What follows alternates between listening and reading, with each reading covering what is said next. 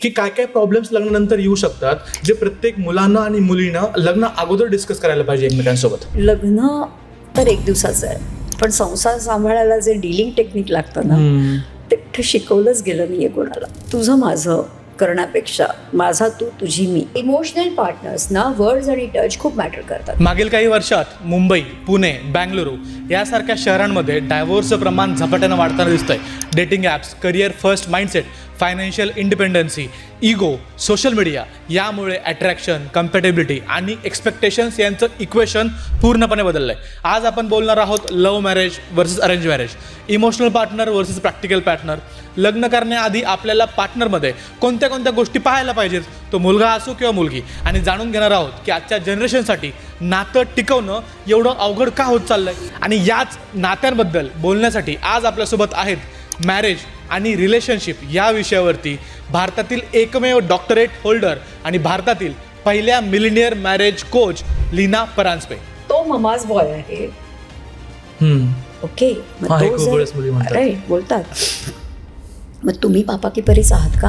मला सांगा की लग्न सांभाळायचं कसं. मी कपल कोचिंग करत नाही, म्हणजे मला गरज नाही लागत. मला फक्त एक पार्टनरची गरज लागते. That's what my expertise is, आणि दॅट्स अ गेम चेंजर. तर तुम्हाला काय वाटतं काही वर्षांमध्ये लव्ह मॅरेजेस डॉमिनेट करतील अरेंज मॅरेजेसला? मॅम नमस्कार आणि स्वागत आहे तुमचं बोल मराठी या यूट्यूब पॉडकास्टमध्ये. तुम्ही भारताच्या पहिल्या डॉक्टरेट होल्डर आहात लव्ह आणि रिलेशनशिप कोचिंगमध्ये. मला सगळ्यात पहिल्यांदा तर हे सांगा की तुम्हाला याच्यामध्ये डॉक्टरेट करण्याचं का असं वाटलं बरं?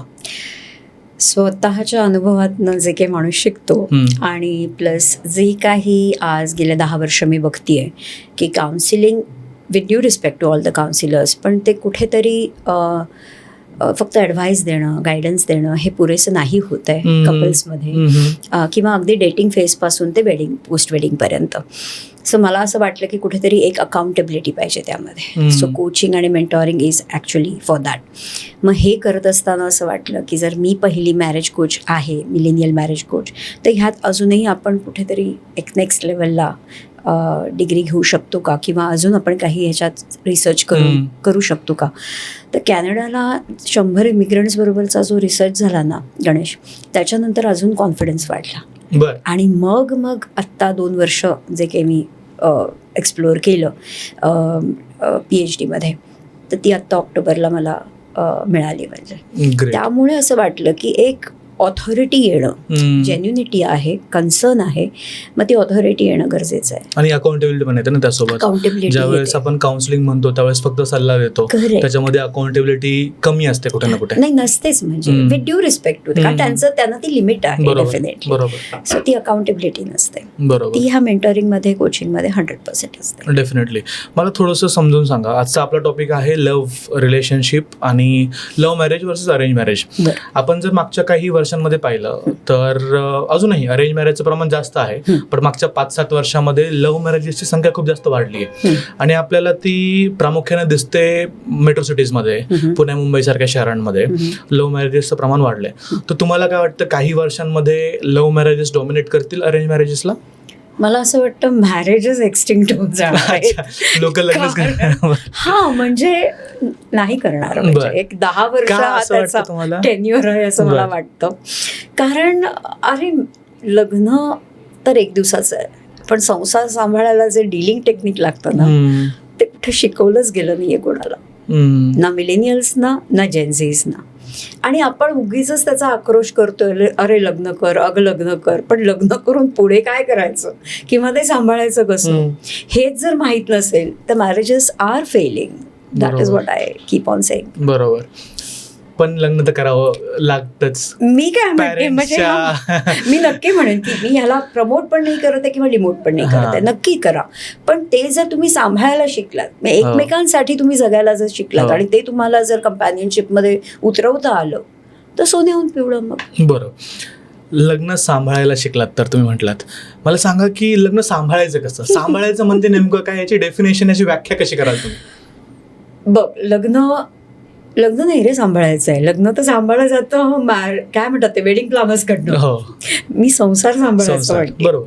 सो संसार सांभाळण्याकरता तुझं माझं करण्यापेक्षा माझा तू तुझी मी या एका संज्ञेवरती जर का आपण आपली वीण घट्ट केली, हे कुठे फिलॉसॉफिकल नाही आहे, मी प्रॅक्टिकली सांगते, जर आपण आपला बेस बांधू शकलो, त्यातमध्ये स्वीकारपण आला, समजूतदारपणा पण आला, माफ करणं पण आलं, सगळ्या गोष्टी आल्या त्याच्यामध्ये, फक्त प्रेम is not enough, definitely not. तर हे जर सगळं येत आहे, तर आपला जर बेस पक्का असेल ना, तर आपण डेफिनेटली हे म्हणजे नातं सांभाळू शकतो असं मला वाटतं. तीच तर ती डेफिनेशन आहे लग्नाची, रादर संसाराची. कारण प्रॅक्टिकल गोष्टी येणारच येणार. द नेक्स्ट डे ऑनवर्ड्स तुझं वेडिंग जेव्हा मॅरेजमध्ये कन्व्हर्ट होतं, लग्न तुझा संसारामध्ये कन्व्हर्ट होतं, तर पहिली हनीमून फेज वगैरे झाली, पण त्याच्यानंतर प्रॅक्टिकली तर तुम्हाला जगायचं आहे, म्हटल्यानंतर तुम्हाला डील करायचं आहे बाकीच्या लोकांबरोबर. मग न्यूक्लिअरमध्ये राहा, अगदी आई वडिलांबरोबर राहा, पण डील तर करावंच लागणार आहे ना एकमेकाच्या स्वभावाला, एकमेकाच्या सवयींना.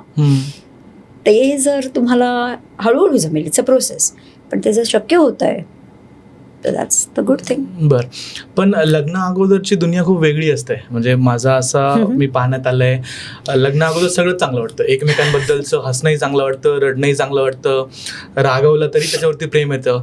पण लग्नानंतर त्या गोष्टी बदलतात. थोडंसं जरी काही बोललं तर मग रागवणं वाढतं, रुसवा वाढतो. मग या गोष्टी कशा टॅकल करायच्या? लग्नाआधीच जर ही सांभाळण्याचं टेक्निक शिकून घेतलं तर, कारण तिथे जास्त चान्सेस आहेत अकाउंटेबिलिटीचे. बरोबर. म्हणजे लग्नाआधी जर तुम्ही एकमेकाला if you hold each other accountable, तर तिथे प्रेमामध्ये सगळंच हो म्हटलं जाणार आहे. त्यामुळे आधी क्लॅरिटी येणं हे खूप जास्त चांगलं असणार आहे. फॉर एक्झाम्पल, आता एक मुलगा आणि मुलगी लग्न करायचं त्यांनी ठरवलं, apart from love marriage, arrange marriage, काही असो. आता त्यांना माहिती आहे की लग्नानंतर आपल्याला हे प्रॅक्टिकल प्रॉब्लेम्स येणार आहेत किंवा हे आपल्याला फेस करावे लागणार आहेत. तर त्यापेक्षा त्याच्याबद्दलची जी सजगता आहे ती जर आपण आधी आणली तर, प्री मॅरिटल कोचिंग मधनं, मेंटॉरिंग मधनं तुम्ही जर ती आधी आणलीत, तर त्याच्यामध्ये एकमेकाचे स्वभाव, एकमेकाच्या सवयी, लाईक्स, डिसलाईक्स, एकमेकांच्या आईवडिलांच्या सवयी, त्यांचे स्वभाव, हे सगळं क्लिअर होऊन जाईल ना आधीच. म्हणजे prevention is better than cure, right? So तुम्ही क्युअरला जाताय, संसाराला क्युअर मध्ये जाताय तुम्ही, तर मी म्हणते की प्रिव्हेन्शन करूया का आपण? कारण जर तुम्ही प्रिव्हेन्शन केलं तर पुढचे जे काही टक्के येणार आहेत किंवा होऊ घातलेले जे काही प्रॉब्लेम्स येणार आहेत, तर त्याला तुम्ही तयारी असेल ना तुमची. म्हणजे आज तुझं माझं लग्न आहे, आपण ठरवलंय, तामझाम सगळं आहे, पण त्याच्या आधी जर आपण ह्या लेवलवरती बेस पक्का करायची सुरुवात जरी केली, तरी आपण ना एकमेकाला अकाउंटेबल धरू शकू की हे बघ, आधी मला ह्या सवयी तुझ्या माहिती होत्या, किंवा मला आई वडिलांबद्दल हे माहिती होतं, किंवा मुलगा म्हणू शकतो की तुला हे माहिती होतं, मग त्यावेळेला तू तर ऍक्सेप्ट केलीस ती गोष्ट, तर आता निभावायचं काम तुझं आहे, पण मी तुला सपोर्ट करेन. बरोबर. आता याच्यामध्ये प्रॉब्लेम काय होतो माहिती का मॅम, की लग्नानंतर जे प्रॉब्लेम्स येणारे आहेत ना, ते अगोदर माहिती नसतं. कारण लग्न अगोदर फक्त मी आणि तू आहे, पण लग्न झाल्यानंतर त्याच्यामध्ये फॅमिली येते, त्याच्यामध्ये कुटुंब येतं, त्याच्यामध्ये रिच्युअल्स येतात, जॉब आहे, भरपूर साऱ्या गोष्टी आहेत. लग्नानंतरचे प्रॉब्लेम्स हे कपल्सला अगोदर माहितीच नसतात की नंतर काय प्रॉब्लेम्स येतील. लग्न अगोदरचं आयुष्य खूप वेगळं आहे, लग्नानंतरचं आयुष्य खूप वेगळं आहे.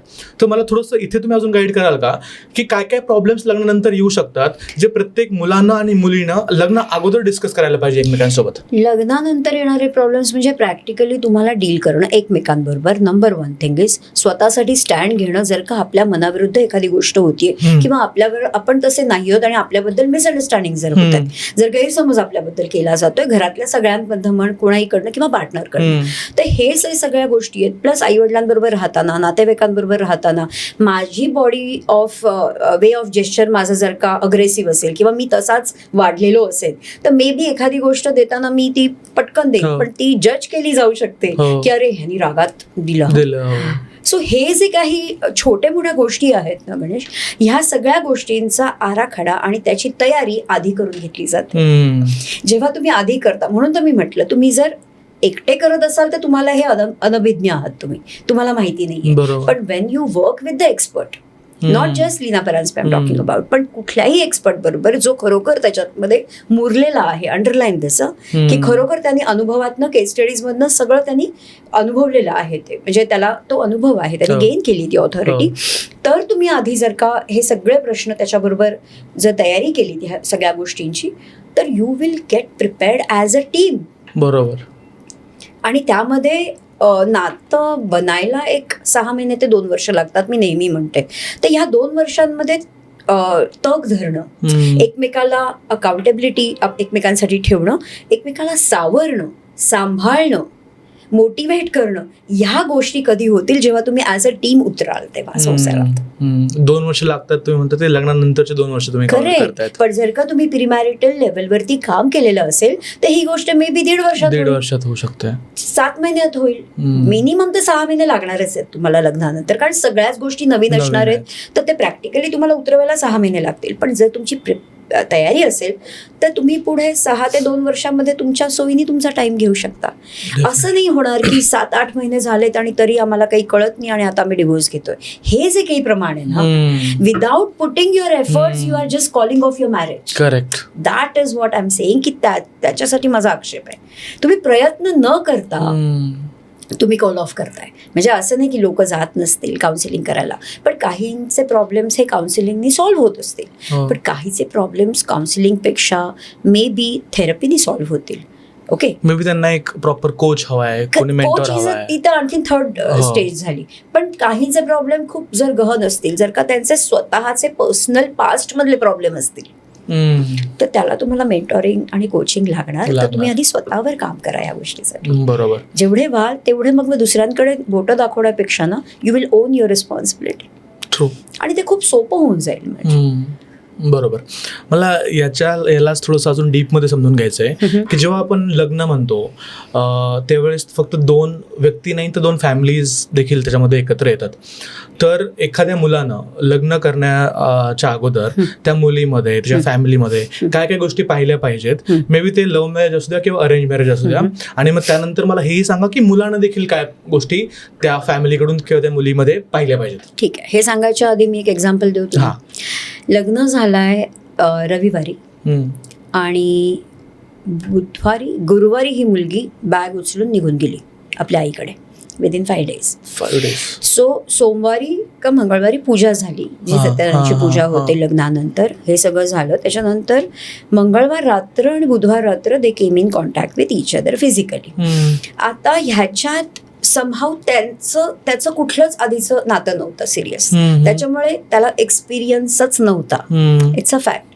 तिचा एक ब्रेकअप झालेला होता, एवढंच होतं फक्त. पण ती त्याच्यातनं तिने सांगितलेलं की मी बाहेर आली, सगळं क्लिअर केलं पहिल्यांदाच लग्न ठरायच्या वेळेला, आणि हे सगळं जे काही पार पडलं.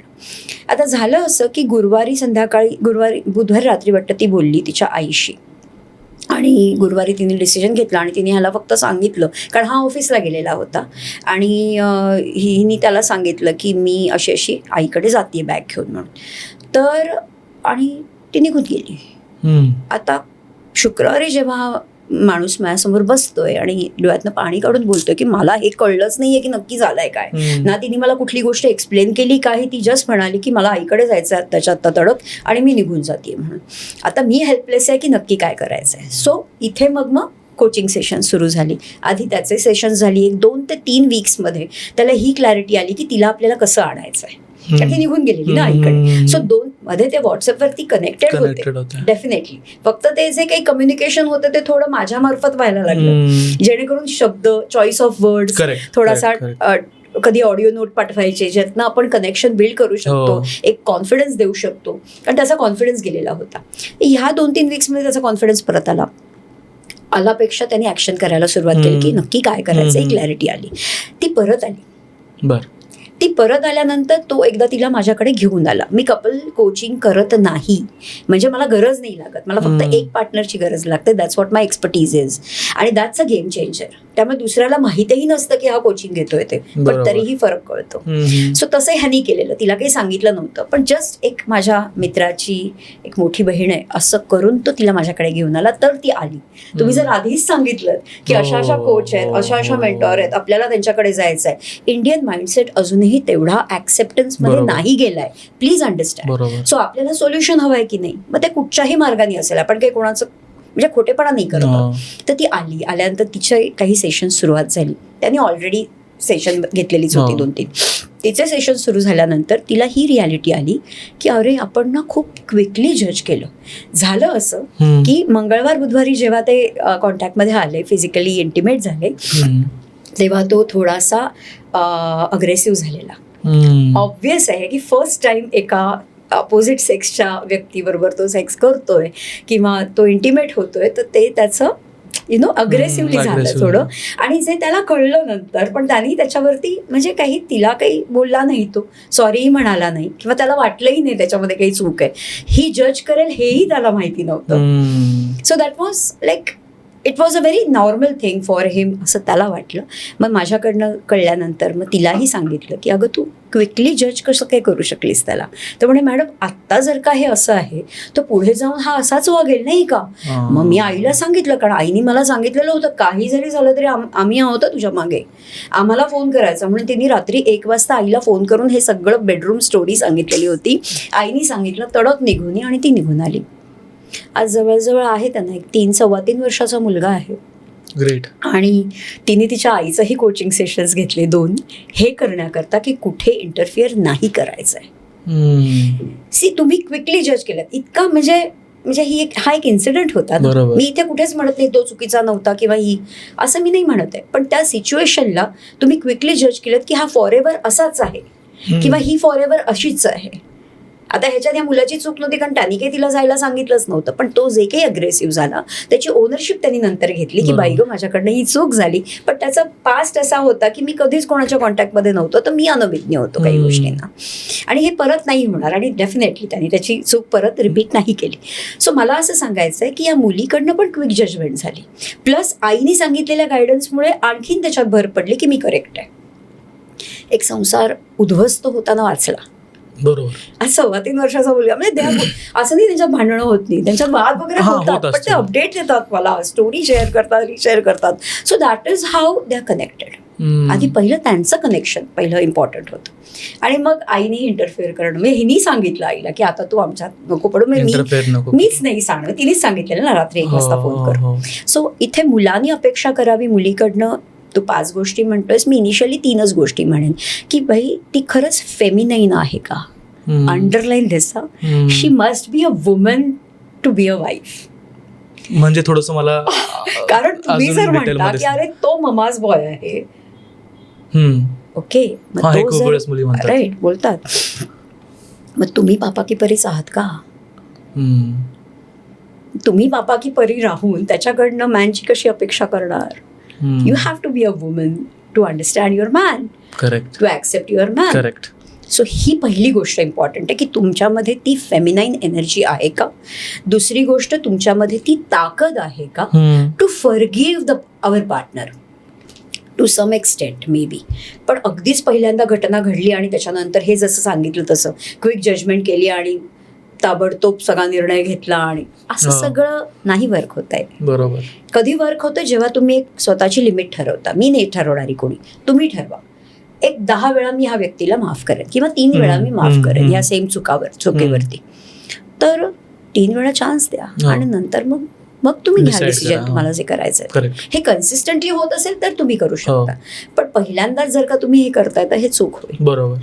ठीक आहे. सो पहिली गोष्ट मी काय सांगितली, फेमिनाईन पाहिजे. सेकंड थिंग काय सांगितले मी की तुम्हाला एक कंपोज्ड इमोशनल मॅच्युरिटी पाहिजे, आय वुड से.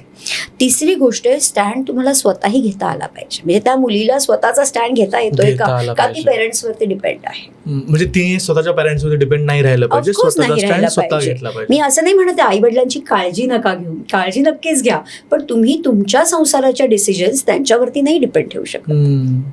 बरोबर. असं किती वेळा बघितलंय मी गणेश की ह्यांचे आई वडील कधीच सासू-सासऱ्यांबरोबर राहिले नाहीयेत, ह्यांच्या आई वडिलांनी कधीच सासूरवास हा सहन केला नाहीये, आणि बॉस तुम्ही हिच्याकडनं अपेक्षा करताय की तिने सासूरवास बघायला पाहिजे, किंवा ह्याचा अर्थ तिने राहू नये असं नाही, पण थोडं तुझं थोडं माझं करतच या प्रोसेसमधनं जावं लागेल. तर ह्या पहिल्या 3 गोष्टी मला वाटतात की ह्या मुलीकडनं अपेक्षित केला पाहिजे मुलांनी. तर मुलींनी काय करावं, तर मुलींनी अपेक्षा ठेवावी की हा करेजियस आहे का. बर. हा कॉन्फिडंट आहे. करेजियस कशामध्ये. करेजियस एवढ्यासाठी, स्वतःचा स्टँड घेण्यासाठी. मी जे काही माझा करिअर आलेख आखलेला आहे किंवा मी माझ्या लाईफमध्ये जो काही आत्ता निर्णय घेतलेला आहे त्या निर्णयाला मी स्टिक राहू शकतो का आणि तो प्रेझेंट करू शकतो का, हे धैर्य पाहिजे. बरोबर. ओके. दुसरी गोष्ट कॉन्फिडन्स म्हटलं मी तुला. Confidence. कॉन्फिडन्स हा ओव्हरऑल सगळ्याच सेगमेंटमध्ये म्हणतीये मी. तो रेडीमेड नाही मिळत, तो कमवावा लागतो, बरोबर. Which is okay. आणि तिसरी सर्वात महत्त्वाची गोष्ट म्हणजे डिसिजन मेकिंग. तो डिसिजन मेकर आहे का? मुली काय म्हणतात, त्यांनी माझ्यासाठी स्टँड घ्यायला पाहिजे. हो. नक्कीच घ्यायला पाहिजे, पण तुम्ही स्वतःसाठी स्टँड घेताय का? तर तो मेसेज त्याच्यापर्यंत जाईल की बॉस, मी आज माझ्यासाठी स्टँड घेऊ शकते, पण आज तुझ्या फॅमिलीसमोर मी नाही घेऊ शकत कारण मी नवीन आहे. सो तू स्वतःही रेडी आहेस का स्टँड घ्यायला स्वतःसाठी, तरच तू मलाही जस्टिस देशील. बरोबर. आणि ह्या 3 गोष्टी जरी झाल्या तरी त्यातनं मग फॉरगिव्हिंग आलं, ॲक्सेप्टन्स आलं, अंडरस्टँडिंग आलं, थोडंसं ऑफकोर्स प्रेम तर आहेच, प्रेम तर आहे. प्रेम डेव्हलप होईल हो, लव्ह मॅरेज हो. अरेंज मॅरेज प्रमाणे. पण ह्या सगळ्यातनं मग आपण ते नातं, त्याचा बेस भक्कम करू शकतो. बरोबर. याच्यामध्ये एक पॉईंट नाही आला, जो म्हणजे अट्रॅक्शन. आज मुलं पाहण्यावरती खूप जास्त बोलतात, मुली देखील, की गुड लुकिंग असावा, टॉल असावा, तर त्या गोष्टी नाही इम्पॉर्टंट मॅटर करत. म्हणजे त्या नाही करायला पाहिजेत. खरं एका लेवलपर्यंत ठीक आहे की because it's a human nature, त्यामुळे व्हायला पाहिजे, पण तेच सत्य नाही आहे. कारण हे सरफेस लेवलला बघणं झालं. त्याच्या बियॉन्ड आजकाल मुद्दे, मी तुला अगदी खरं सांगेन, केस स्टडीज ज्या येतात किंवा ज्या डील केल्या जातात त्याच्यामध्ये सरफेस लेवलला खूप जज केलं जातं. त्याच्या बियॉन्ड त्याचा पेनच नाही बघितला जात, किंवा का हा असा वागतोय किंवा ही अशी का वागते हे बघितलंच नाही जात. बरोबर. खूप सारी इन्सिक्युरिटी, फिअर, ह्या गोष्टी आहेत. पण बरोबर. आता मध्यंतरी मागच्या वीकमधलीच एक न्यूज खूप जास्त व्हायरल झाली होती. एका महिलेनं लग्न, मॅरिड होती, तिला एक मुलगा होता,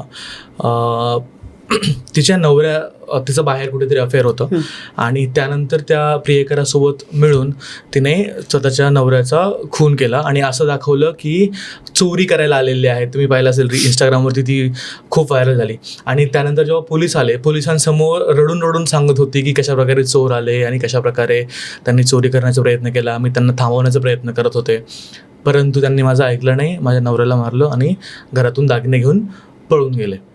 तर या सगळ्या, आणि त्यानंतर जेव्हा पोलिसांना कळालं की याच्यामध्ये हिचाच हात आहे, त्यानंतर त्यांच्या हे लक्षात आलं की ती खूप दिवसांपासून नवऱ्याला असं म्हणत होती की तू सावळा आहेस, तुझा कलर माझ्यापेक्षा डल आहे, मी गोरी आहे, तू दिसायला छान नाही आहे. तर या सगळ्या गोष्टींमुळे ती बाहेर, तिचं अफेअर चालू झालं आणि त्या सगळ्या गोष्टी वाढल्या. तर हे प्रमाण आपलं दिवसेंदिवस वाढताना दिसतंय. आपल्याला प्रत्येक काही दिवसाला अशा काही बातम्या ऐकायला मिळतात. याच्यावर तुमचं काय मत आहे? सतर्कता शिकवावी लागत नाही, ती कमवावी लागते. आज त्या मुलांनी, जर का मी जसं म्हणते की प्री मॅरिटल लेवलला, हे ॲक्च्युली गव्हर्नमेंटनी सुद्धा प्री मॅरिटल लेवलला मॅन्डेटरी करायला हवं आहे. कारण ह्या जर गोष्टी तो आधी शिकला असता तर कुठचे सिग्नल्स ते कसे टॅप करायचे, कसे समजून घ्यायचे, काय प्रश्न तिला विचारायचे की ज्यातनं खऱ्या गोष्टी आल्या असत्या बाहेर, हे त्याला कळलं असतं. फॉर एक्झाम्पल ह्याच केसमध्ये आता आपण म्हणतोय की तू असा सावळा आहेस म्हणून मी बाहेर अट्रॅक्ट झाले. ओके, कशावरनं तिचा आधीच अफेअर नसेल, मे बी कशावरनं नसेल, तिने ह्याला फक्त ॲज आईवडिलांच्या कन्सोल करण्याकरता की त्यांनी प्रेशराईज केलंय म्हणून तिने ह्याचा यूज केला असेल. पण ते मुलाला कसं करणार हो? आता मी ज्यावेळेस अरेंज मॅरेजेसमध्ये आपण ज्यावेळेस लग्न करतो त्यावेळेस बोलणं खूप कमी होतं लग्न अगोदर. करायला पाहिजे मग बोलणं, ट्रू, करायला पाहिजे, बट इथे रियालिटी. एक मिनिट, तुम्ही करिअर वाईज सगळा अभ्यास करताय की नाही, फार सतर्क आहात की नाही, किती पॅकेज मिळतं आणि कसं मिळतं आणि काय मला हे यूज करायचं आहे, टूल्स कसे यूज करायचे आहेत, you are very smart enough to manage that. Okay, मग इथे का गाढवपणा करता, इथे का एवढा मूर्खपणा करता? बरोबर, इथे मूर्ख राहता, रादर एवढे स्मार्ट राहत नाही. म्हणजे मला म्हणायचं आहे, मी हक्काने बोलतेय, जर राहत नाही आहात तर ह्या डमनेसमुळे त्याचा समोरचा फायदा नाही का घेते तुमचा? जर का ह्याला या गोष्टी आधीच यांनी प्रश्नांनी विचारलं असतं तर त्याला नक्कीच तिच्याकडनं कधीतरी तरी खरं उत्तर आलं असतं. म्हणून तो वेळ काढणं गरजेचं आहे. एखादी तरी हिंट आली असती, मी तेच सांगते.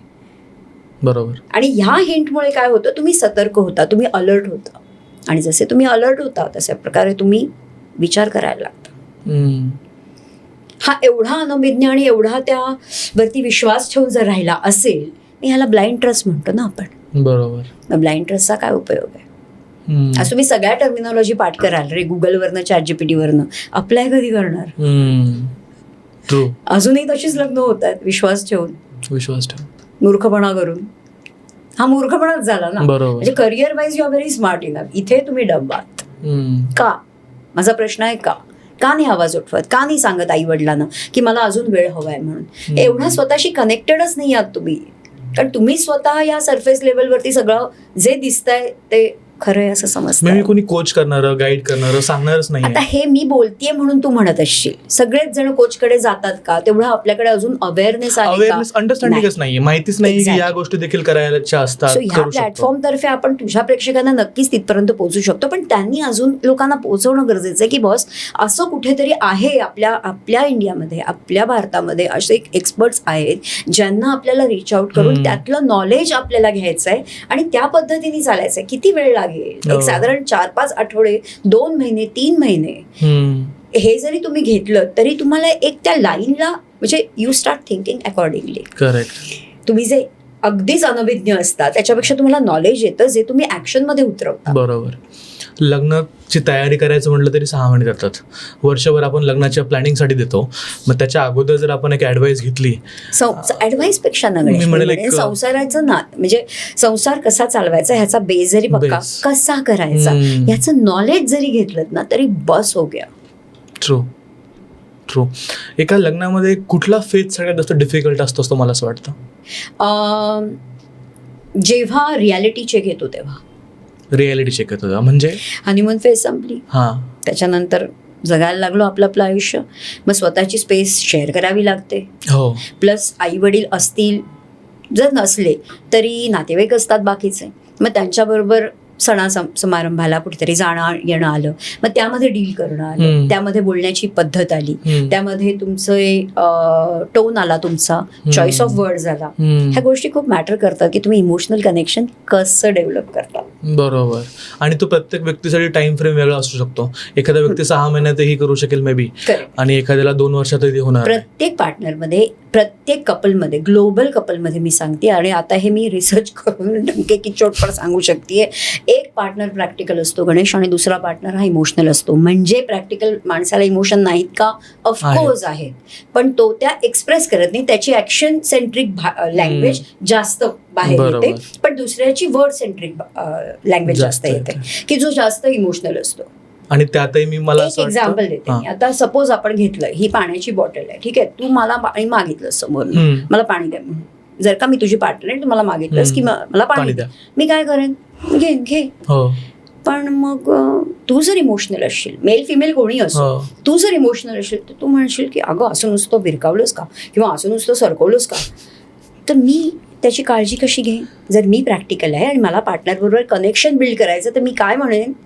अरे ग्लास नाही आहे रे, तुला चालेल का माझी bottle? It's such a shift. True. It's such a shift. ह्याच्यातनं तुमचा कन्सर्न दिसतो ना. आणि समोरच्या इमोशनल व्यक्तीला तेच करेक्ट, त्याला तेच हवंय की अरे हिने मला कन्सर्न दाखवलं की माझ्याकडे ग्लास नाही आहे, आता फक्त बॉटल, मी आता उठून काही किचनमधनं ग्लास आणत नाहीये. मी एक तुला सिम्पल एक्झाम्पल दिलं Ganesh. These are simple gestures which I actually teach, coach, mentor them in premarital level.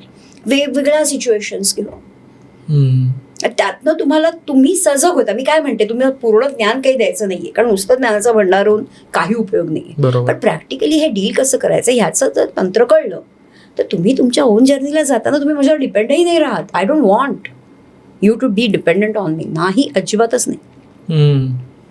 हे साध्या जेस्चर्समधनं गोष्टी होतात. तर ती फेज खूप महत्वाची आहे की जेव्हा आपण आपला बेस पक्का करताना दोघं ॲज अ टीम उतरलोय खरं, पण त्यामध्ये आपल्याला फॉरगिव्हिंग कमी होत आहे. आपल्याला पार्टनरची भाषा बोलता येत नाहीये. बरोबर. सो आय लव्ह यू हे खूप सेल्फिश वाक्य आहे माहिती का? I love you is a very selfish sentence. Selfish का? I love you the way you want me to love you. मला तुझ्या भाषेत मी जर बोलले तरच तुझ्यापर्यंत पोहोचणार आहे ना. तुझी भाषा जॅपनीज आणि माझी भाषा जर्मन असेल तर लग्न करू, तामझाम करू, सगळं करू, पण ह्याच्यामध्ये मला जर तुझ्या भाषेतले काही बेसिक शब्द पण नाही जर का मी अभ्यास केलेत आणि तूही माझे नाही केलेस तर आपण क्ल्यूलेस राहू दोघंही. बरोबर. दोघांना कळणारच नाही. मी डायलेक्ट बद्दल नक्कीच बोलत नाही, हे प्रेक्षकांनाही कळलं असेल, पण मला इमोशनल आणि प्रॅक्टिकल भाषेबद्दल बोलायचं आहे. कारण ही भाषा कुठेही म्हणजे काय तेवढं शिकवली जात नाही किंवा ती म्हणजे त्याचा अवेअरनेस नाही अवेअरनेस नाही. फक्त लव्ह लँग्वेजेसचा अवेअरनेस आहे. बरोबर. पण ही भाषा मॅरेजची भाषा आहे. ह्याचा व्हिडिओ ऑलरेडी 4 वर्षापूर्वी 5 वर्षापूर्वी मी युट्यूबला टाकलेला होता, जेव्हा मला ह्या गोष्टी कळायला लागल्या तेव्हा. बरोबर. आणि मला असं वाटतं की जनरली प्रॅक्टिकलिटी मुलांमध्ये थोडी जास्त असते आणि इमोशनल थिंकिंग मुलींमध्ये थोडीशी जास्त असते. मुलींना वाटतं की याने इमोशनल डिसिजन्स घ्यावे, इमोशनल पाहावं. सगळ्यांनाच मानत नाही, पण मेजरली हे असं असतं. थोडंसं मला तुम्ही याच्यामध्ये सांगाल का की मुलांसाठी तुम्ही काही सजेशन द्याल की मुली कशा प्रकारे विचार करतात, त्यांची इमोशनल थिंकिंग कशी असते, त्यांनी काय, जसं तुम्ही आता हे एक्झाम्पल सांगितलं, हे खूप छान एक्झाम्पल सांगितलं, मी स्वतः रिलेट केलं त्याला. करेक्ट. असे अजून काही एक्झाम्पल्स मला देऊ शकाल की ते मुलांनी त्या समोरच्या पार्टनरसाठी डेली रुटीनमध्ये, लाईफमध्ये इम्प्लिमेंट करायला पाहिजेत? सपोज एक आपण इन्सिडेंट बघूया की हा काय म्हणता येईल, एखाद्या फंक्शन नंतर तुम्ही आलात, घरी आलात, सगळे कपडे वगैरे चेंज केले, सगळं झालं आणि आता तुम्ही झोपायला लागलात, तर तुम्ही तिला जवळ घेताय. आता ह्याच्यात आपण समजतोय काय की मुलगा जो आहे किंवा जो पुरुष आहे, नवरा जो आहे तो प्रॅक्टिकल आहे आणि बायको आहे ती इमोशनल आहे. हे धरून चालतं. हे उलटही असतं हा, आणि आजकाल बऱ्यापैकी वाढत आहे त्याचं प्रमाण. ओके, ते आपण नंतर बोलू. पण अशी जर सिच्युएशन आहे तर तो तिला जवळ घेण्याचा प्रयत्न करतो. म्हणजे अगदी काय ते इंटिमेट होतील असं नाही, पण कुशीच घेऊन झोपूया आपण आता नॉर्मल. पण ती जर जवळ येत नाहीये तर समहाव तो तिला असे प्रश्न विचारतो, काय पिरियड्स वगैरे स्टार्ट झाले का, काय पोटात दुखतंय का, काय डोकं दुखतंय का, काय तुला सकाळी लवकर उठायचंय. म्हणजे ह्याचे जनरल तुम्ही प्रॅक्टिकल प्रश्न विचारता. ती म्हणते नाही, यातलं काही नाही, तू बाजूला, मला नाही जवळ यायचंय. जेव्हा ती असं म्हणतीये तेव्हा तुला हे समजायला पाहिजे की काहीतरी तुझ्याकडनं चूक झालेली आहे, जी तिच्या लँग्वेजमध्ये तू गेली आहेस. आता तुम्ही म्हणाला एवढा अभ्यास करायचा, लग्नच नको करूया आपण, एवढा कशाला अभ्यास करायचा आपल्याला. पण केलंत ना आता आणि त्याला उतरलायत ना आता, तर थोडं पार्टनरची भाषा समजून घेणं ही काही forty, it's not a rocket science. असं झालेलं असतं की त्याच फंक्शनमध्ये काहीतरी तो त्याच्या आत्यासमोर किंवा कुठल्या फ्रेंड समोर तिला काहीतरी पटकन बोललेला असतो आणि त्याच्या डोक्यातही नसते ही गोष्ट. जसं मी आता तुला ह्या बॉटलचं उदाहरण दिलं आणि सेम प्रमाणे तो बोलतो, तो विसरून जातो. ही असा कसा बोलू शकला, त्यांच्यासमोर कसा मला बोलू शकला, अरे ठीक आहे माझ्याकडे आहे युनिक, किंवा मी हे डील नाही करू शकले, पण तू सगळ्यांसमोर कसा बोललास मला. शी टूक दॅट अँगर अँड शी केम. गाडीतनं आली, घरी आलो तरी तो अँगर गेला नाहीये ना.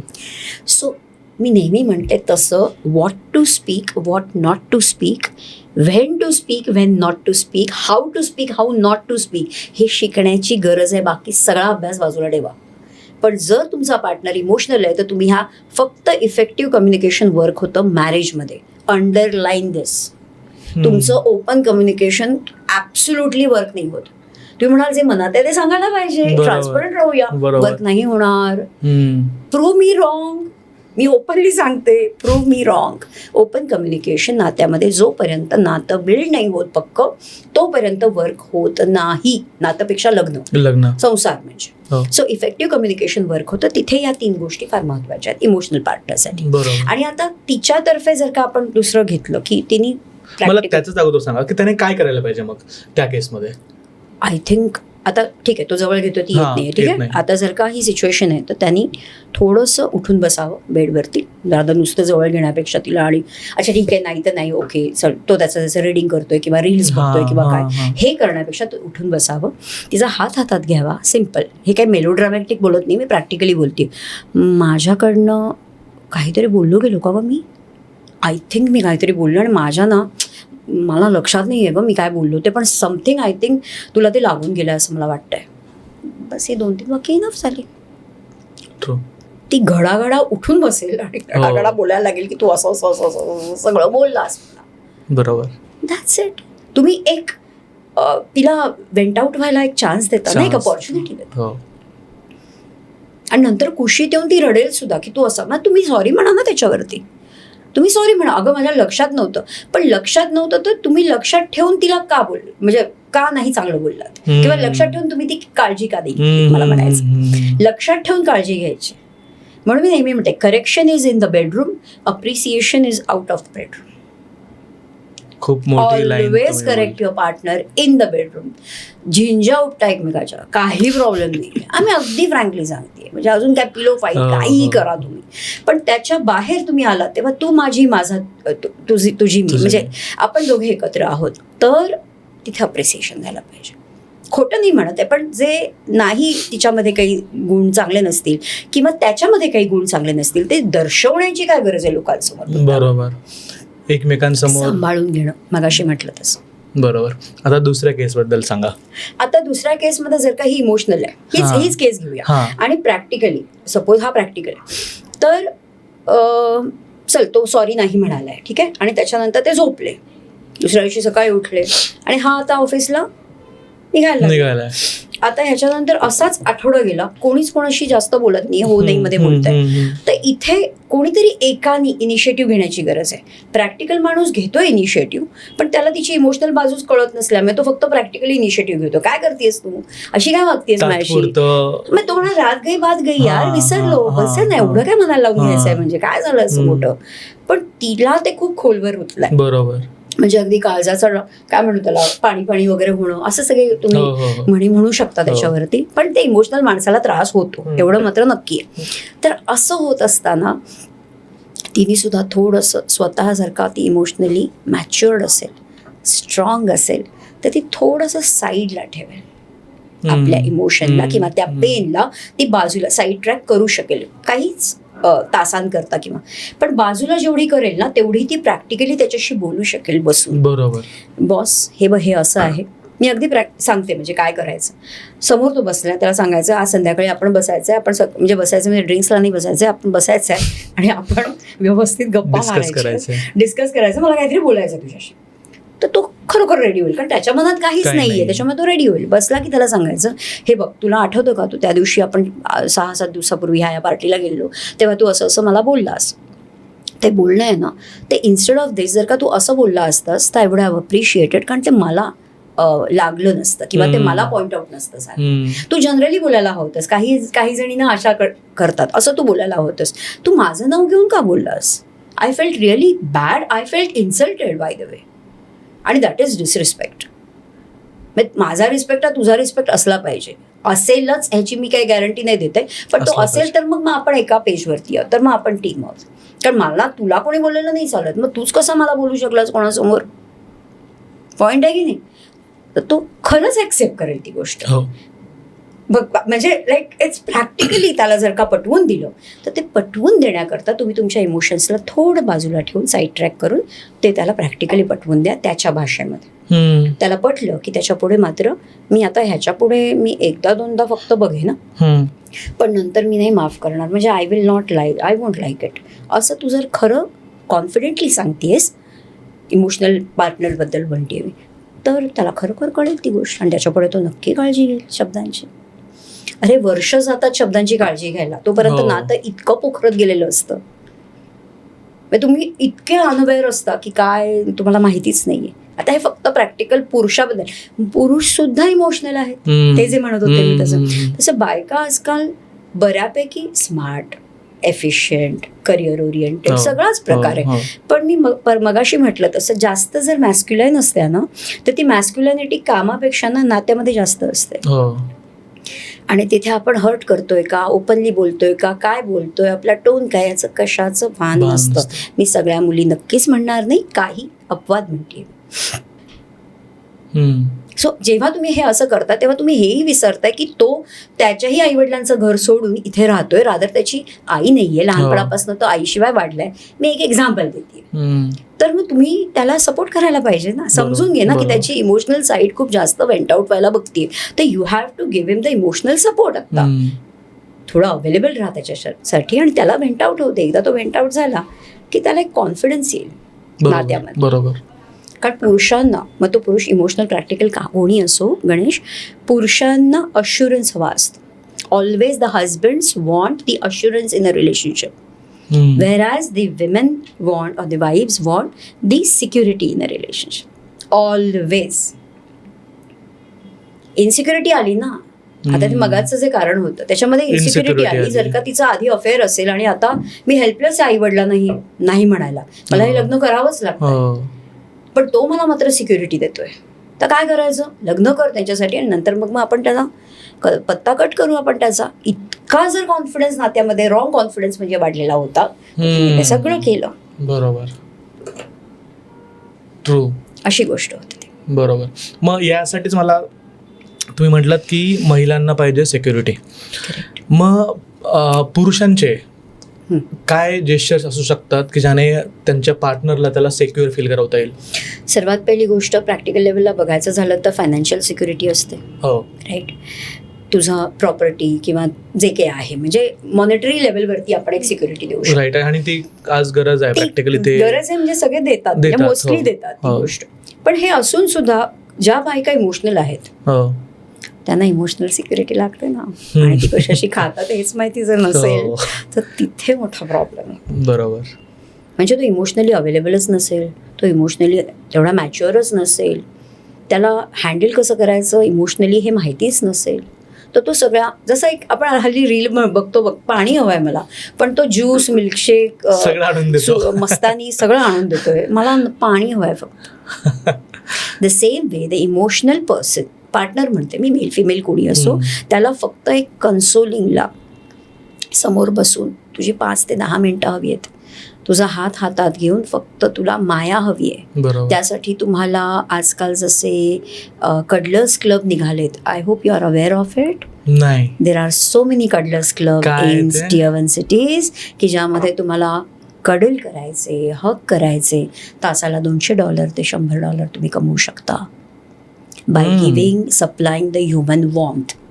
आता ह्याच्यात वेडेवाकडे विचार करणारे कोणी असू शकतील, पण तिथे फक्त ह्युमन वॉर्म दिली जाते, जो बाहेरचा कन्सेप्ट आहे वेस्टर्नचा, जो इथे आला. मी त्याला प्रमोट अजिबात करत नाहीये, पण एवढी ह्याला मी गरिबी म्हणते. म्हणजे ही गरिबी झाली, प्रेम नाहीये तुमच्याकडे, ती माया नाहीये तुमच्याकडे, ती वॉर्मथ नाहीये तुमच्याकडे, पार्टनरला द्यायला तो टच नाहीये, आणि जे नात्यामध्ये खूप महत्वाचं आहे, गरिबी आहे. बरोबर. 4 BHK घ्या, नाही तर कुठला विला बांधा, आता किती काही दंगे करा. बरोबर. मला अजून एक प्रश्न तुम्हाला विचारायचा आहे. खूप रिलेशनशिपमध्ये एखादा पार्टनर, मे बी मेल और फिमेल, खूप जास्त इमोशनल असतात आणि त्यावेळेस प्रॅक्टिकल माणसाला नाही समजत की मी ही सिच्युएशन कशी हँडल करू, की या व्यक्तीला या मोमेंटला कसं हँडल करू. आता यामध्ये जो काही माझा अनुभव आहे किंवा रिसर्च आहे, त्या अनुभवावरती, अभ्यासावरती मी सांगू शकते की जी माणसं इमोशनली इतकी अटेन्शन सीकर असतात किंवा इमोशनली खूप जास्त सेन्सिटिव्ह असतात, ओव्हर इमोशनल असतात, त्यांच्या पास्टमध्ये काही ना काहीतरी गडबड झालेली असते. कुठचं तरी दुःख असं असतं, मे बी अननोटिस्ड, अनअप्रिशिएटेड, अनलव्ड, कुठेतरी काहीतरी गोष्ट आहे. मग ती आईवडिलांकडनंच नाही, मे बी भाऊ बहिणीकडनं असेल, मे बी आईवडिलांच्या डिवोर्समधनं असेल, आईवडिलांच्या एका पेरेंटच्या मृत्यूमधनं असेल, किंवा कधी शालेय शिक्षणामध्ये म्हण, कॉलेजमध्ये म्हण, करिअरमध्ये म्हण, कुठेतरी हार खावी लागली असेल, किंवा आधीच एखादं ब्रेकअप झालं असेल तेव्हाच्या ह्याच्यामध्ये असेल, काहीतरी त्यांचा पेन असतो. जो पेन ते म्हणजे हीलच नाही करू शकले स्वतःला, त्याच्यामुळे तो कॅरी करून तुमच्याबरोबर राहत असतात. आता तुम्ही सर्व गुणसंपन्न आहात का? नाही. तुमच्यामधली इमोशनल बाजू बाहेर येत नाहीये, समोरचा एवढा सेन्सिटिव्ह असून सुद्धा. याचाच अर्थ तुम्ही कुठेतरी इमॅच्युअर किंवा आय वुड से वीक आहात, की तेवढं नाही सेन्स करू शकत आहात. मग करायला काय हवंय, तर तुम्ही असं तरी नुसतं म्हणू शकता समोरच्या पार्टनरला की अरे किंवा अगं, जो कोण असेल, की हातात हात घेऊन, ऑफकोर्स, कारण ह्यांना ना वर्ड्स आणि टच खूप मॅटर करतात. इमोशनल व्यक्तींना, इमोशनल पार्टनर्सना वर्ड्स आणि टच खूप मॅटर करतात. आता टच म्हणजे आपल्याला नुसतं हातात हात जरी घेतला किंवा नुसतं कुशीत जरी घेतलं तरी सुद्धा हे ह्यांना खूप असं सिक्युअर्ड वाटतं, खूप जास्त चांगलं वाटतं. इव्हन मेन असतील तर त्यांना अश्युरन्स वाटतो की ही आपली आहे. मग हे असं केल्यानंतर तुम्ही त्यांना एक वाक्य तर नक्कीच सांगू शकता, तुझ्या मनात जे काही आहे ना, जो काही तुझा त्रास आहे, कारण मी आज छोटंसं बोललो फक्त, तर एवढी तू सेन्सिटिव्ह झालीस किंवा एवढा तू रिॲक्ट केलंस, तर I would love to listen you. तुझ्यामध्ये काय काय, तुला कुठल्या कुठल्या गोष्टीने हर्ट होतं, कुठच्या गोष्टींनी तुला खूप मॅटर करतात, एवढे 2-3 प्रश्न जरी विचारले तरी त्या पार्टनरला खूप सहजतेमध्ये सांगावं लागेल किंवा तो सांगेल. कारण हे बोलणं खूप सोपं आहे, तू ओव्हर सेन्सिटिव्ह आहेस म्हणून, कारण ह्या व्यक्ती माफ खूप लवकर करतात, पण त्या फॉरगेट मात्र करत नाहीत. म्हणजे मनामध्ये त्यांच्या राहील. नक्कीच. Forgetting is a very difficult task. Forgiving is very much more easy and it is good for you as a person. It is good for you. जर तुम्ही फॉरगिव्ह करताय तर तुमच्यासाठी चांगलं आहे. त्याच्यामुळे ही इमोशनल व्यक्तीनं फॉरगिव्ह करत जाते त्यांच्यासाठी चांगलं आहे. बरोबर. पण अनलेस अँड अंटिल त्यांचाही कधीतरी सॅच्युरेशन पॉईंट येऊ शकतो. राईट. आणि मग तेव्हा ब्लास्ट होतं. मग तेव्हा हा पार्टनर जो प्रॅक्टिकल असतो तो म्हणतो, अरे असं कसं झालं, तू बॅग उचलून का चाललीस, तू घर का सोडून गेलीस, तू अशी का असं का केलंस, तू मुद्दामून तुझी बदली का करून घेतलीस. मग हे सगळे ऍक्शन्स ती तो एकदम जागावर. तर या ऍक्शन्स करायला भाग तुम्हीच पाडलं. बरोबर. कारण तुम्ही स्वतः अवेअरच नव्हता अवेअर नाही आहात. तुमच्या पार्टनरच्या लँग्वेज बद्दल. बरोबर. मला यालाच एक पुढचा प्रश्न तुम्हाला विचारायचा आहे की आपण आता कपल्सबद्दल बोललो, मुलाबद्दल मुलींबद्दल बोललो. जे इनलॉज असतात, खूप वेळेस एका मुलीला त्या गोष्टी नवीन आहेत. मे बी तो मुलगा तिच्या ओळखीचा आहे, लव्ह मॅरेज असेल, अरेंज मॅरेज असेल, दोघं भेटलेत एकमेकांना, काही वर्षापासून ओळखत आहेत, बोलणं चालू आहे. परंतु जे इनलॉज आहेत त्या मुलीसाठी पूर्णपणे नवे आहेत. ती फॅमिली पूर्णपणे नवी आहे, त्यांचं बिहेवियर पूर्णपणे नवीन आहे. तर त्या मोमेंटला, त्या सिच्युएशनला, लग्नानंतर त्या मुलीनं इनलॉजला कसं हँडल करायला पाहिजे? मला वाटतं इनलॉज यांची सुरुवात आपल्या नवऱ्यापासूनच होते ना. बरोबर. त्यामुळेच ते इनलॉज झाले ना. सो पहिलं आधी नवऱ्याला नॉट मुठीत ठेवणं, पण निदान ते बॉन्डिंग तरी बनवायला लागेल, ते कनेक्शन बनवायला लागेल, ती अकाउंटेबिलिटी एकमेकांकडे यायला लागेल. आणि तसं असेल तर मग तुम्ही वैयक्तिकरित्या एक माणूस म्हणून, म्हणजे त्याची आई, त्याचे वडील म्हणून तुम्ही तुमचं बॉन्डिंग नक्कीच बनवू शकता. त्यामध्ये गैरसमज होण्याचे चान्सेस भरपूर आहेत. कारण त्यांनाही तुम्ही नवीन आहात, तुम्हालाही ते नवीन आहेत. तर तिथे मध्यस्थी म्हणून ह्याची गरज आहे. पण ह्याचं आणि तुमचं जर नीड असेल, तर ते अंडरस्टँडिंग असेल, तर तो एक तर स्टँडही घेऊ शकेल, किंवा मे बी तो त्यांच्यासमोर तुम्हालाही सांगू शकेल की अगं इथे तुझं चुकलं, तू हे सांगायला नको होतंस, म्हणजे गरजच नव्हती, तू कशाला एवढा लोड घेतलीस, किंवा तू कशाला एवढी रिस्पॉन्सिबिलिटी घेतलीस, तू एवढं करूच नकोस ना. ते डील करायला तयार आहेत, ते त्यांचं जे काही करायचं आहे. म्हणजे मी जबाबदारीबद्दल सांगते. एखादी मुलगी नवीन आल्यानंतर जबाबदारी खूप पण घ्यायला लागते. खूप रिस्पॉन्सिबिलिटी मला करायचं आहे. लग्न अगोदर नसेल, पण नंतर ती घ्यायला लागते. ही जशी चांगली गोष्ट आहे, तशी ही लुडबुडही वाटू शकते ना दुसऱ्याला. हा आगाऊपणाही वाटू शकतो दुसऱ्याला. ही आली आणि आता मग कानामागून तिखट झाली, असं वाटू शकतं. आणि तसं जर वाटलं तर तिथे तुम्ही कितीही काही करा, त्यांचं ते काय मत बदलणं शक्य नाही. त्याच्यापेक्षा स्टेप बाय स्टेपच पुढे जा. बरोबर. आता याच्यामध्ये मुलाच्या बाजूनही मला एक प्रश्न तुम्हाला विचारायचा आहे. खूप वेळेस मुलाचं सँडविच होतं. इकडनं आई असते घरामध्ये, तिचं एक वेगळं मत असतं, आणि तिकडनं बायको असते.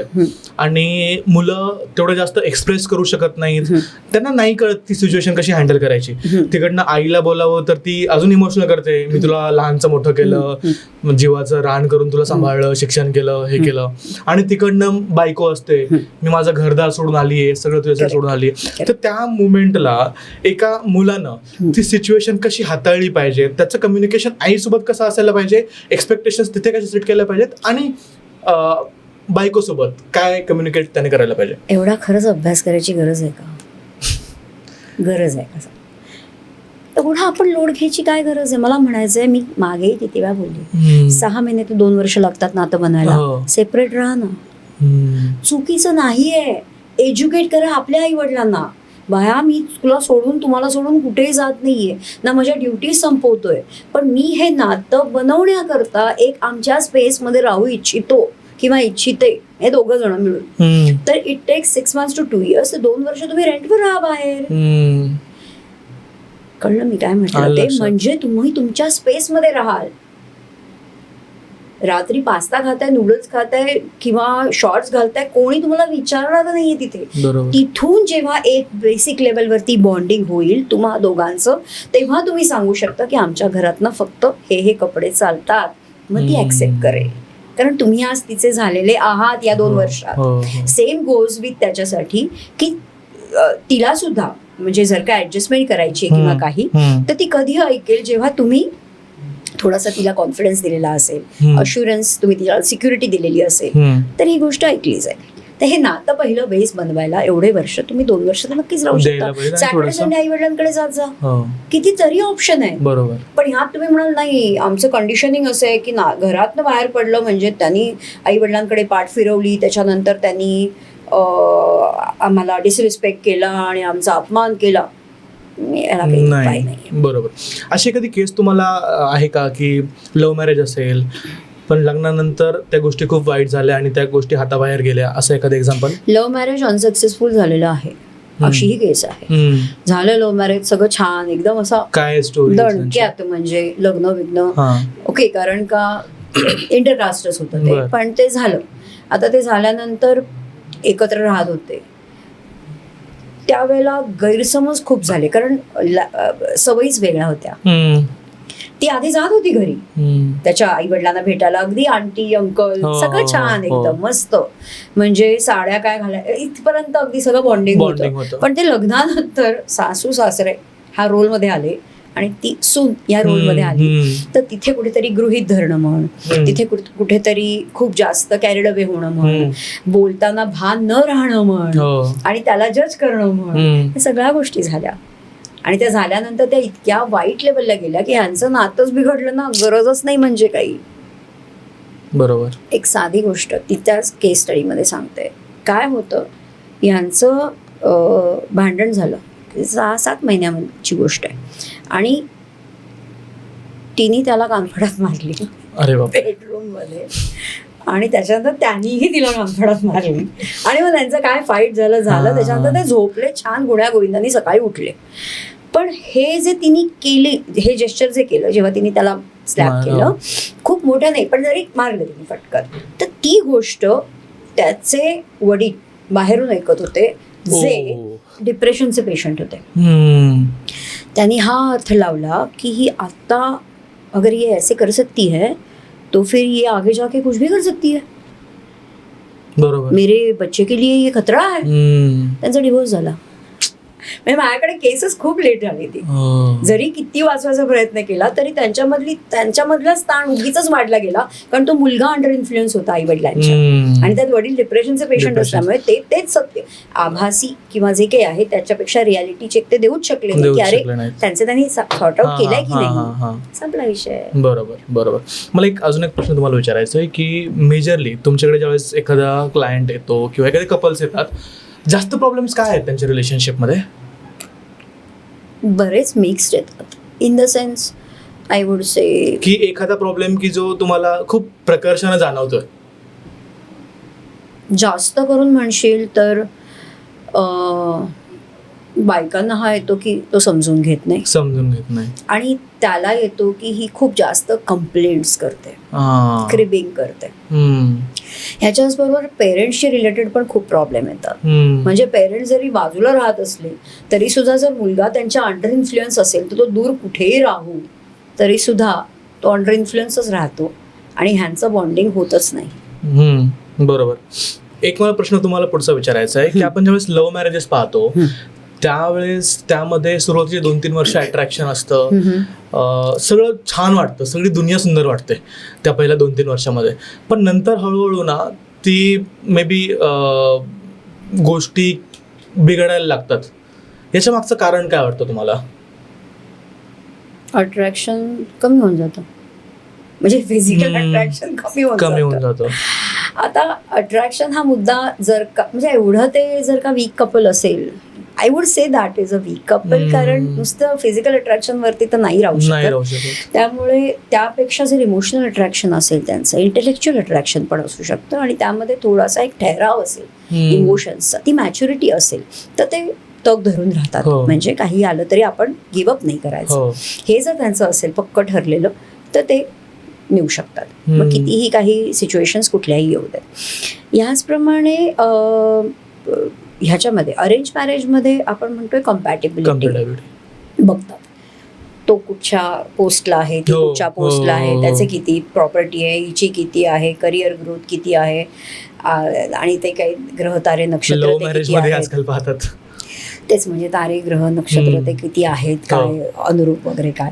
तर ही सगळी कम्पॅटिबिलिटी सगळ्या लेवलला बघितली जाते. इमोशनल कम्पॅटिबिलिटी मिस होते आणि ती जाणीवपूर्वक असायला पाहिजे की जर मी तुझ्यासाठी आज इमोशनली डिपेंड आहे किंवा मी जर अवेलेबल आहे तर तूही तेवढ्याच लेवलला किंवा थोडासा 19-20 चालतो पण थोडा बहुत तरी तू आहेस का, किंवा तू आहेस मुलगी मुलगा कोणी असो पण ते आहेस का हे बघायला लागेल. ठीक आहे. माझा ह्याच्याही पुढचा मुद्दा आहे की कम्पॅटिबिलिटी अट्रॅक्शन किंवा कम्पॅटिबिलिटी याचा अर्थ काय होतो? अनुरूपता. ती वर्कच नाही होते आजकाल. हो. मग काय वर्क व्हायला पाहिजे माहिती? मी बऱ्यापैकी आत्ता असं सांगायला लागली की कम्पॅटिबिलिटीपेक्षा कॉम्प्लिमेंटरी तुम्ही असणं फार गरजेचं आहे. म्हणजे कॉम्प्लिमेंटरीचा अर्थ होतो पहिल्यांदा मी ऐकतो काहीतरी वेगळं. करेक्ट. कॉम्प्लिमेंटरी असणं म्हणजे पूरक असणं नाही का गणेश? माझ्याकडे आज जे काही लॅक्युनाज आहेत त्याला त्याची उणीव तू भरून काढतोयस आणि तुझ्याकडच्या ज्या उणीवा आहेत त्याची हे मी भरून काढतेय. तरच आपण कुठेतरी 1+1 2 होऊ शकू. We will rock. बरोबर. पण आपण काय बघतो, नाही त्याला ट्रेकिंग आवडतं, मला ट्रेकिंग आवडतं, त्याला बऱ्यापैकी ट्रॅव्हलिंग आवडतं, मला नाही आवडत, किंवा मला आवडतं त्याला नाही आवडत, व्हॉट एव्हर इट इज. त्याच्यानंतर हॉटेलमध्ये खायला त्याला खूप आवडतं किंवा त्याला नाही आवडत, आईच्या हातचं घरचंच पाहिजे आणि मला मात्र एक्सप्लोर करायला आवडतं. काय म्हणजे कम्पॅटिबिलिटी, लाईक्स डिसलाईक्स हे खूप सरफेस लेवलला बघितलं जातं. अरे पण बॉस, त्याच्या पलीकडे जाऊन सुद्धा तो तुझा आणि मी त्याची असे राहणार आहात का तुम्ही? ह्यासाठी काय करायला हवंय ते तर बघा. That is compliment. जेव्हा तुम्ही कॉम्प्लिमेंट करता म्हणजे तुम्ही एकमेकांसाठी पूरक असता, तेव्हा तुम्ही कुठेतरी तुमची जोडगोळी बनवताय, तेव्हा तुम्ही कुठेतरी तुमचा बेस बनवता. मग तुम्ही झगडा करा ना ह्याच्यावरती, काय म्हटलं आपण, कम्पॅटिबिलिटी नक्की करा. पण अनुरूप असणं हे सत्य नाही. That doesn't make a person bad. Correct और गुड. करेक्ट. मग मे बी तुम्ही एकमेकांसाठी परफेक्ट नाही आहात किंवा चेंजेस करायची गरज आहे, तर नात्याला वेगळं येणं पाहायची गरज आहे. म्हणजे अशी कम्पॅटिबिलिटी कोणाची मॅच होत नाही, म्हणूनच तर आजकाल इतकं फेल्युअर होत आहे. जर का तुम्ही कॉम्प्लिमेंट केलं ना की नाही मला ना हे सगळं आहे पण मला ना नातं नाही रे सांभाळता येत, किंवा मी खूप ना असं ब्लंट बोलून जाते, किंवा मी खूप अग्रेसिव्ह होते, तर नाही, मी तुला त्यावेळेला ना खूप सपोर्ट करेन, किंवा मी तुला ना एक ना कपल्सची लँग्वेज पण असते, मी तुला ना अशी मान डोलवेन, किंवा मी तुला असं काहीतरी करेन, किंवा मी काहीतरी तुला टॅप करेन, समजून जा की तिथे तुला थांबायचं. This are so many simple gestures जे ऍक्च्युली शिकवल्यानंतर तुम्ही ते इम्प्लिमेंट करता, तुम्हाला खूप सोपं होऊन जातो अभ्यास तुमचा. करेक्ट. आणि सर्वात महत्वाची गोष्ट, मी पर्सेंटेज खाली करून देते. लाईफमधलं मॅरेजचं पर्सेंटेज खाली असलं पाहिजे, ते हळूहळू ग्रो व्हायला पाहिजे. तुम्ही सोलमेट सारखे 100% राहता आणि नंतर मग कोलॅप्स होत जाता अपेक्षा भंग करत. सो सुरुवातीला अपेक्षाच कमी ठेवायला पाहिजेत आणि नंतर हळूहळू. हे भाषण नाहीये पण हे प्रॅक्टिकल आहे. हळूहळू पुढे जाऊया ना. बरोबर. वरून खाली कोसळण्यापेक्षा. करेक्ट. एक शेवटचा प्रश्न मला तुम्हाला विचारायचा आहे, एक काय ॲडवाईस तुम्ही द्याल प्रेक्षक जे असतील, कपल जे असतील, जे पाहतायत आपल्याला, एक काय तुम्ही सल्ला त्यांना द्याल? ज्या परीक्षेला आपण उतरतो ना त्या परीक्षेचा अभ्यास आपण करतो, आपल्याला क्लिअर असतं. आपल्याला जर का संसारामध्ये उतरायचं आहे आणि त्याचा आपल्याला अभ्यास मात्र काही करायचं नाही, रेडीमेड आन्सर्स मिळायला हवेत, संसार करू नका. तुम्ही करूच नाही शकणार.